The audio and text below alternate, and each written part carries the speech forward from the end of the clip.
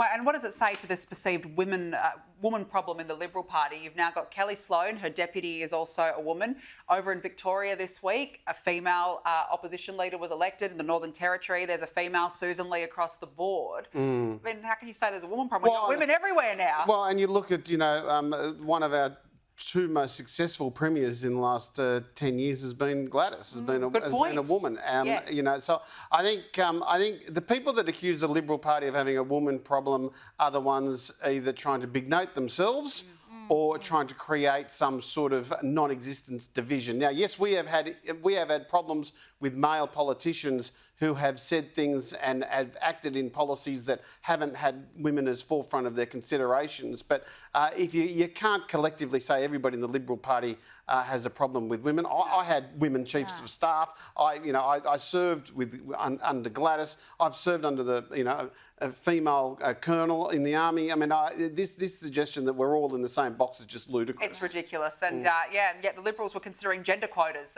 this year. Well, we don't need to do that. They haven't gone down that path. I agree with you. Kellie got there on merit, not on quota. And that's the way it always should be. Now, this story baffled me. The Adelaide University Deputy Vice-Chancellor has resigned weeks after she claimed those who worked from home on Friday and Monday were getting 4-day weekends. Paula Ward had called for stricter work-from-home rules to be introduced to prevent staff getting 4-day weekends by working remotely on those days. Workers were outraged, describing the remarks as disgraceful, and now, Tanya, she's suddenly resigned. She's gone.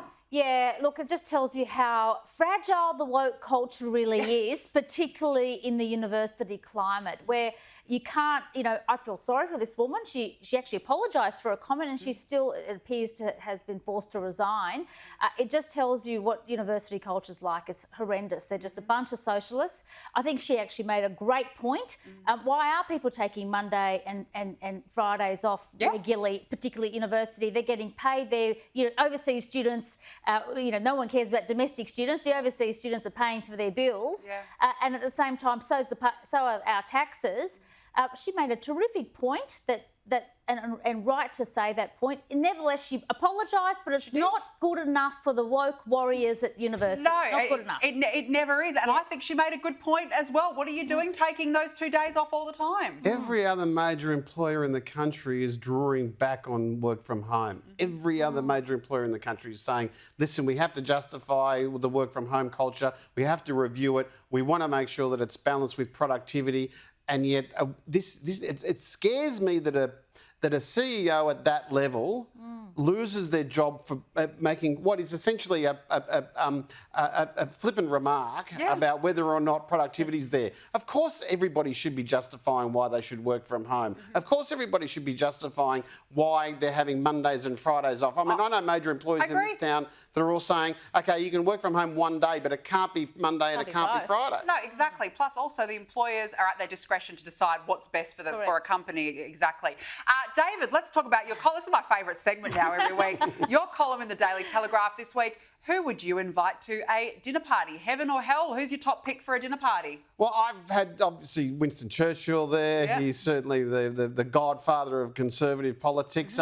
I did forget to put in Napoleon Bonaparte. Yes. I'd like to hear the dirt on him and Josephine. And maybe throw in a Borgia Pope. But I think Cleopatra, I'd like to think Cleopatra would be great. Well, I'd like to think that she looks like Elizabeth Taylor in the 1963. Oh, that's why. That's the only reason why David wants this. Why not just Elizabeth Taylor? Exactly. Bring her to the dinner party. Who would you pick? I don't know. I think you needed a bit of fun. I would have had Elvis. Oh, good one. Yes. And what Marilyn Monroe. You had some fun, a bit of spice and fun at the dinner table. Too dry. It's a bit boring. No, I agree. I would go with John Lennon. I'd throw John Lennon in there. I think John Lennon would be a fascinating. You like lentils, do you?